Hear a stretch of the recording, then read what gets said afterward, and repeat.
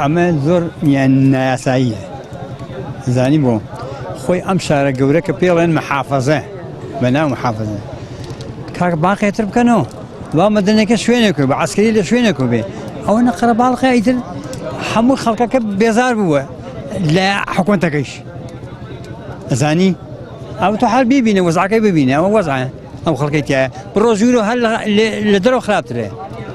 ئەی کاکە ئەگەر جیاب وایە ماقێتیان بکردایەتەوە ئەمە زۆر ئاسان بوو بۆ خۆشیان و بۆ خەڵکەکەیش من لە سەعات یانی ویستم دوێنێ سەعات 1:30 هاتووم 1:30 هاتووم وتیانە بڕۆرەوە بۆ ماڵەوە تێگەی ئەمڕۆ هاتووم سەعات 9 هاتووم تا ئێستا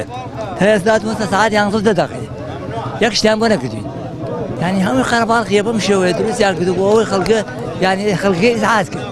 یعنی خەڵکە ناڕەحەتکەن بەڕاستی ئەمە زیاتر بێزارە بنوە زیاتر بێزارە بین ئەمە حاڵەوە خۆڵە بارێ خۆڵ